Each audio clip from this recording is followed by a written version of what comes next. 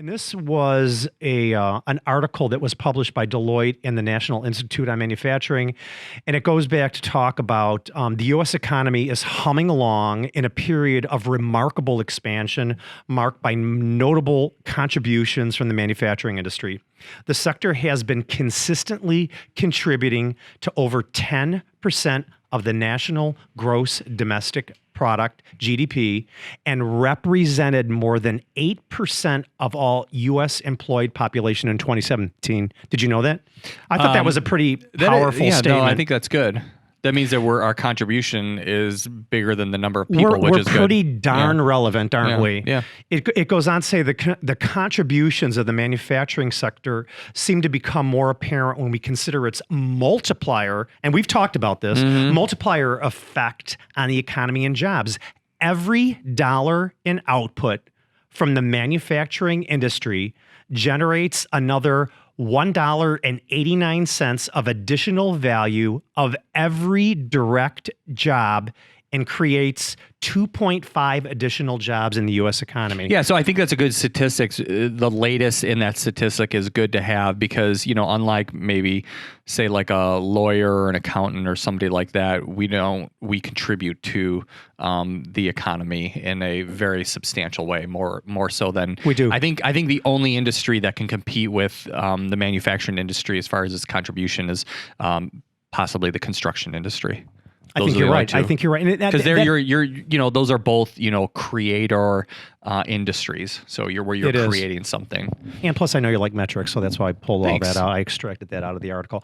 But at the end of the day, I know, and probably 98.7% of the metalworking nation that's listening to this show right now knows how impactful our industry is on the GDP.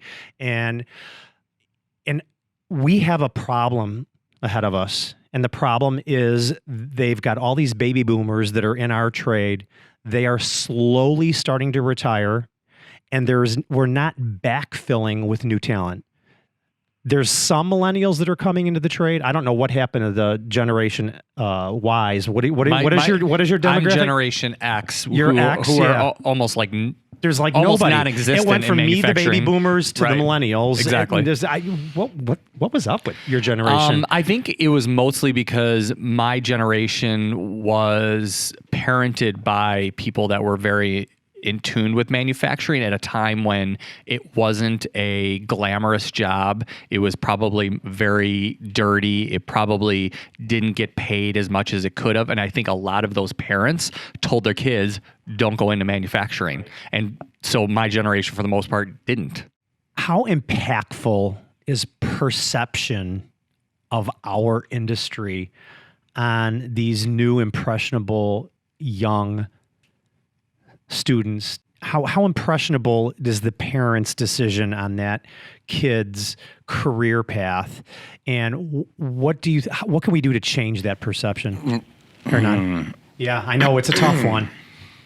So, as far as the perception is concerned, I think it really depends on the target socioeconomics and things like that. I mean, from my perspective, prior to joining the family business, my perspective of manufacturing was not negative at all. I mean, my perceptions, maybe it was from having lived in Japan for a little over 10 years. It was clean, it was automated, it was fast, it was smart, it was a lot of engineers, it was, and I think that's where manufacturing is going. That's where it is. There are manufacturing in the U.S. and everywhere else, I guess, is still quite fragmented. So while, I think over the next several years, just like the banking industry, just like every other industry, there's going to be a lot of consolidation and buyouts and things like that, even today. I mean, which companies are doing well? The bigger companies are doing really well. The smaller companies are not doing too well, actually, if you really, really take a look at it. So as far as perception is concerned, I think it really depends. I think doing stuff like you guys do and reaching out and trying to educate, future manufacturing skilled labor is key, but also, again, educating business leaders and owners that, you need to motivate. Branding is not a should, it's a must. It is. Automation is not a should, it's a must. And especially here in California, I mean, labor is expensive. And land is expensive, and taxes are crazy. So our labor force is competing against automation. One manufacturing leader that I consult with quite often tells his employees, you're competing against the machine. The difference between you and the machine is that you have a brain. So, I guess I apologize for going off tangent, but no. I think that the manufacturing image is not necessarily negative. So you think it's improved over the last decade? Again, from my background, I always sort of saw manufacturing as, that Japanese Kaizen Kanban. Interesting. What do you think the manufacturing leaders, here in the United States can learn from the Japanese manufacturing? I would assume in Japan, the companies are a lot bigger. Not necessarily. It is no. fragmented just like it is here? It is. Okay. And if anything, most businesses are more fragmented in Japan than they are I didn't here. know that. That's good to know. Well, what could the manufacturing leaders learn from those Japanese manufacturing leaders? But we are already, right? We are.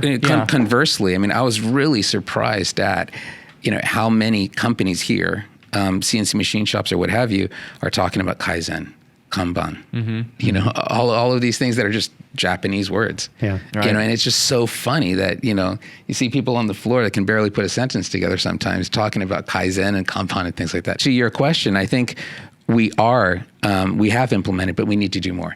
What more can we do? I mean, like, what is the more that you're looking for? So, for example, I have a friend that is an owner of a quite large machine shop in Japan. Their facilities are in Japan, just outside of Tokyo, and they take up 2 football fields. So they're reasonably big. They do not have any cleaning services. All of their employees clean the floors and everything every Saturday. So everyone's responsible for their own so area. that's to the extreme. Yes. And again, in Japan, in schools, when my son was 4 years old, he was responsible for cleaning his classroom. There are no cleaning services. So it's just, that is an extreme, but it just goes to show the importance of culture, the importance of responsibility and accountability. Also, although they have a very large facility, they can fit more machines into those facilities than any place I've ever seen in the U.S.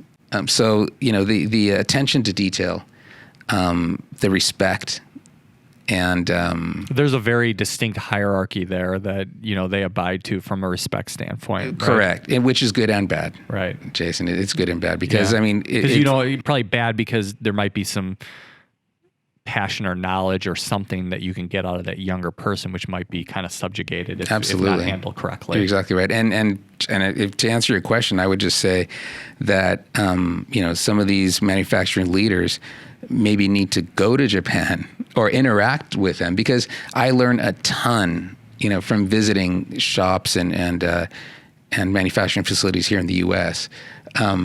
Now, with the experience that I have, I would probably learn so much more from seeing what goes on in places like Japan. When you go and, you could go to a trade school for 9 months and get a great paying career, or you could go to college, 4-year degree, end up with all that student debt, and probably get out of school and maybe not even have as good of a job as your counterpart did that just went to school for 9 months. I could not agree with you more. And, touching on the social media and stuff like that, we put a $40 pumpkin in a $1 million machine and carved it out and put it on Instagram and Facebook, and we got more likes and shares and retweets. And then when we put about, a $100,000 piece of aerospace material in there, machine that out, what did the kids like? The pumpkin. The pumpkin. Yeah. Because it's more relatable. Yeah. And we got the, I didn't know you could do this here. I didn't know. How did you guys make this? How did you do this? That's where we got to know, what demographic are we trying to hit? Right. Because when we put a cool looking aerospace part in there, you know what that is. You know what that is. I know what that is. Yeah. But for a 17-year-old kid, that doesn't mean anything. Yeah. That doesn't mean anything. I'm going to machining pumpkins next week. What does that future talent look like? How do we identify that person? What characteristics does that person have? So everybody that's listening to the show, when they see, hear, and feel and communicate with that person, that they know they're right. They're ripe. They're ripe for manufacturing, and they're gonna really have a great career by joining our companies and being trained up. Wow. I think. Yeah, Jim asked the same question like 3 or 4 times in a row sometimes. Yeah. It sounded pretty good to me. Yeah, no. Yeah. Wow. Yeah. So Well, yeah. do they have great math skills? Do they have good mechanical aptitude? Are they? I think it really depends, Jim. Okay. I mean, it really does. I mean, because in our shop floor, for example, some of our best guys have some weaknesses that are severe, but are just brilliant. On the machine, are just brilliant programmers and things like that. So you can't necessarily go by, some of the smartest guys that we have are a little bit lazy, to be honest with you. No, so, you can't just pin one thing, right? What I look for are people that want to grow, that are like, you were mentioning a moment ago, Brian, wanting to do that extra, in order to not only learn, but to help each other. So it's maybe not necessarily a specific skill per se, but it's just having something in them that they are willing to stay later to do that little extra work in order to learn. And how to identify that takes a little bit more than half-hour interview. Sure. Do you think that there's an untapped market out there, like say in the inner cities, where you could train people who don't have the prospect of going to college, but could get a technical education? Don't have the privilege. Don't have the probably both. That's a privilege. It certainly is a privilege. No, that's a good point. It's they don't have the privilege, and then maybe they also don't have the drive. Because one of the things that I tell people is that being a CNC machinist, being a welder is the highest paying job that you can get without a college education. Do you think that there's an untapped market out there here in LA? In Chicago, where we need to be reaching out to some of those communities and saying, you need to get trained to get into the manufacturing industry? I absolutely agree. Yeah, absolutely. And what can we do to get there? Or what have you guys done?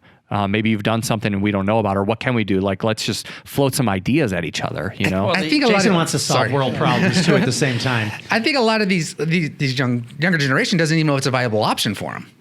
They don't know that there's welding careers out there. There's manufacturing careers out there, because I don't think that your people are getting to them at that level in middle school, in junior high, or high school. Because if they don't know about it by the time they're turning 17, 18, then they're going to work at a warehouse. We've missed the boat. Or they're doing something else. But if you could get them interested, in their senior year or freshman year or junior year, whenever, and then they know that that's a viable option for them when they graduate high school, and then you could put them into a training center like LA&T May has, or something along those lines, then you're ahead of the curve.